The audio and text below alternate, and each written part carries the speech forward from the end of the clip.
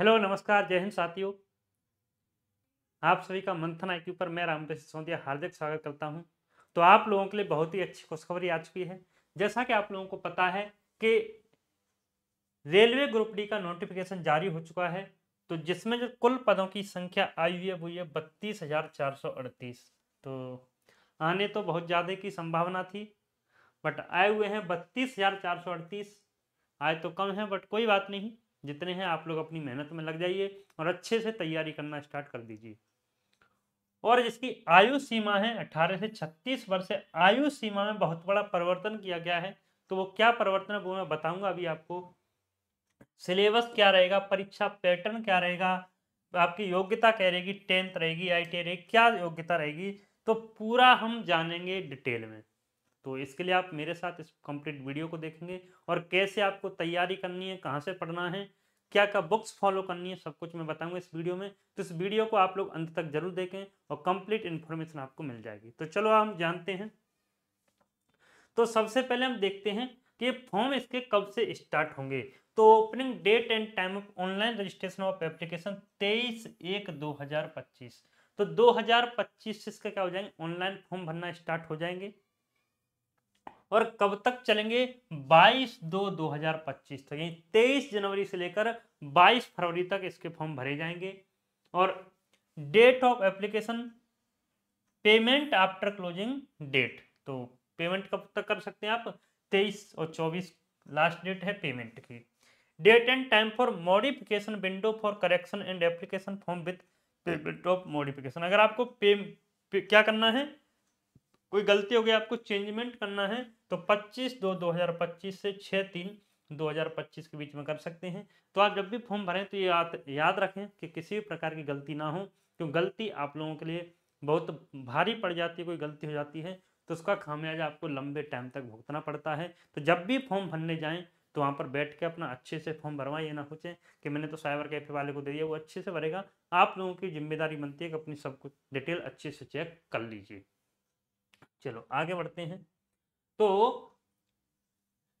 इसके कितने पे, इनिशियल पे कितना होता है इसका, 18,000 रुपये होता है। और मेडिकल स्टैंडर्ड होता है इसका। और एज इसकी कितनी, 18 से 36 वर्ष है। एज कितनी, 18 से 36 वर्ष है। पहले कहाँ से, जुलाई से कैलकुलेट की जानी थी, बट अब कहाँ से की जाएगी, जनवरी 2025 से आपकी डेट ऑफ बर्थ कैलकुलेट की जाएगी। और टोटल वैकेंसी कितनी है, 32,438 है। अब बढ़ते हैं, हम आगे की जानकारी जानते हैं। किस जोन में कितनी वैकेंसी, हम जोन वाइज वैकेंसी देखते हैं, जोन वाइज वैकेंसी डिटेल देखते हैं। तो जयपुर जोन में कितनी है, 1,433 वैकेंसी हैं। जिसमें से आपको पता है यूआर की कितनी है, 797 है। ईडब्ल्यूएस की कितनी है, 151 है। ओबीसी की कितनी है, 217 है। एससी की कितनी है, 191 है। एसटी की कितनी है, 77 है। इसके बाद है प्रयागराज। प्रयागराज में कितनी है, टोटल पोस्टें 2020 और 988 यूआर कैटेगरी की हैं, 189 ईडब्ल्यूएस की हैं, 413 ओबीसी की हैं, 229 एससी की है, 190 एसटी की है। ऐसी हुबली की देखेंगे, हुबली में कितनी है, 503 है टोटल। जबलपुर में कितना है, 1,614 है। और भुवनेश्वर में कितना है, 964 है।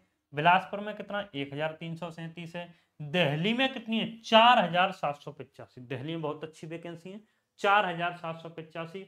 चेन्नई में कितना है, 2,694 है। गोरखपुर में 1,370 है। और गुवाहाटी में 2,048 है। कोलकाता में 1,817, ये 1,044 है। तो कोलकाता में 18 और एक 3,000 के आसपास, 2,800 हो गई, 2,800। मुंबई में देखो 4,672, ये 3,244 है, डब्ल्यू आर रीजन में और सी आर रीजन में। तो मुंबई में बहुत अच्छी वैकेंसी है, प्रयागराज में बहुत अच्छी वैकेंसी है, ठीक है, दिल्ली में बहुत अच्छी वैकेंसी है, कोलकाता में बहुत अच्छी वैकेंसी है। और हाजीपुर में 1,251 है। और सिकंदराबाद में भी 1,642 है। तो आप जिस जोन से भरना चाहें उससे भर सकते हैं। इस जोन का क्राइटेरिया क्या होता है, तो जोन सेलेक्ट करते टाइम आप एक बात विशेष ध्यान रखेंगे कि जिस जोन से आप फॉर्म भरोगे और आपका सिलेक्शन हो जाता है, उसी जोन में आपको आपकी जॉब का लोकेशन होगा, उसी जगह होगा। बाद में ट्रांसफर रहेगा तो उसी जोन में होगा। आप ये नहीं कह सकते कि अभी तो मैं सिकंदराबाद से भर देता हूँ, बाद में प्रयागराज पहुंच जाऊंगा, ऐसा पॉसिबल नहीं होता है। तो जब भी आप फॉर्म भरें आप देख लेंगे। अगर आपको चाहते हैं कि मेरी तो बस नौकरी लग जाए, कहीं भी लग जाए, तो आप अपने हिसाब से देख लेंगे। जॉन की वीडियो भी मैं बहुत जल्द लेकर आऊँगा, थोड़े से फॉर्म भरना स्टार्ट हो जाएँ।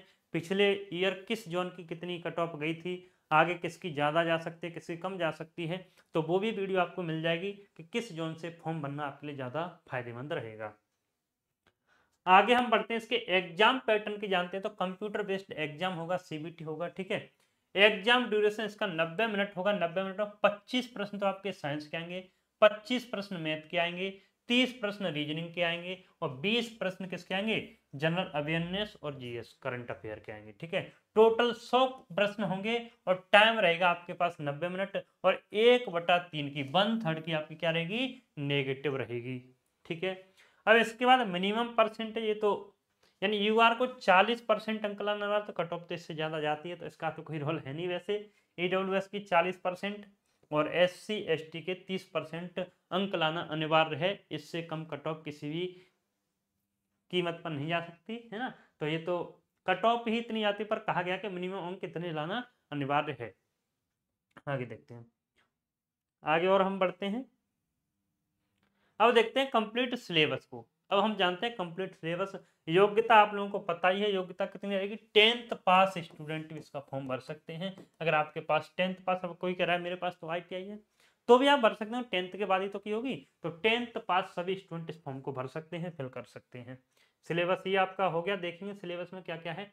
सबसे पहले हम देखते हैं मैथमेटिक्स में क्या क्या है। तो नंबर सिस्टम है, बोडो मास है, डेसिमल और फ्रैक्शन, एलसीएम एचसीएफ, तो ये पूरा आपका नंबर सिस्टम हो गया, ठीक है।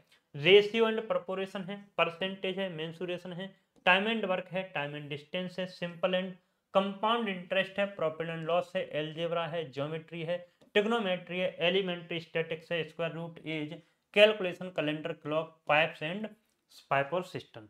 तो ये हमारा हो गया सिलेबस। अब आप सोचें कि इसकी हम पढ़ाई कहाँ से करें, हमारे पास पैसे नहीं, फ्री पढ़ना चाहते हैं, तो आप मंथन आई के यूट्यूब चैनल पर जाओगे और वहाँ पर आपको रेलवे की पूरी प्लेलिस्ट मिल जाएगी, जिसमें हमारा कंप्लीट चल रहा है 20 दिन 20 मैराथन भी चल रही है, 20 डेज 20 मैराथन। अगर आपने पहले पढ़ रखा है तो रिवीजन कर लेंगे, और अगर डिटेल में पढ़ना है तो डिटेल में वीडियो भी चल रही है हमारी। शाम 6 बजे मंथन आई के ऊपर क्लास चलती है, तो उस चैनल को आप सब्सक्राइब कर लेंगे और वहाँ पर आपको क्लास मिल जाएगी, ठीक है।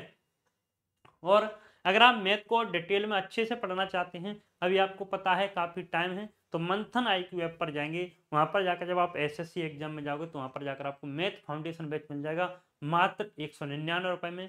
और रीजनिंग भी की हमारी क्लास चलती रहती है, कंप्लीट तैयारी आपकी हो जाएगी। बस आप हमारे चैनल को सब्सक्राइब कर लें और बेल आइकन को दबा लें, जिससे आगे आने वाली सारी क्लासेज की नोटिफिकेशन आपको मिलती रहे।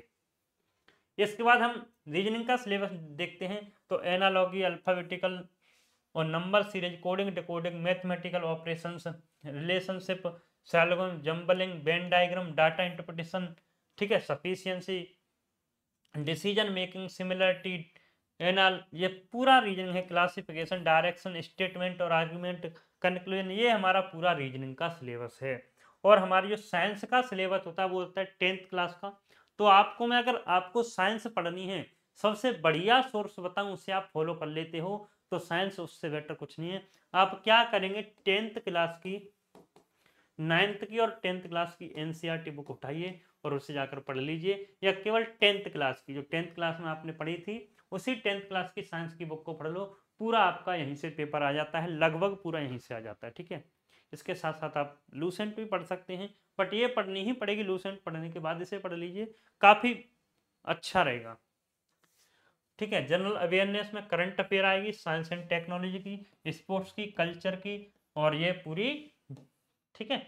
ये हमारा क्या हो गया, जीएस का सिलेबस हो गया। तो इस सेशन को आप सभी ज़्यादा से ज़्यादा शेयर कर देंगे, जिससे आपके सभी दोस्त इस क्लास का लाभ ले सकें। Thank you very much. मिलते हैं नेक्स्ट क्लास में।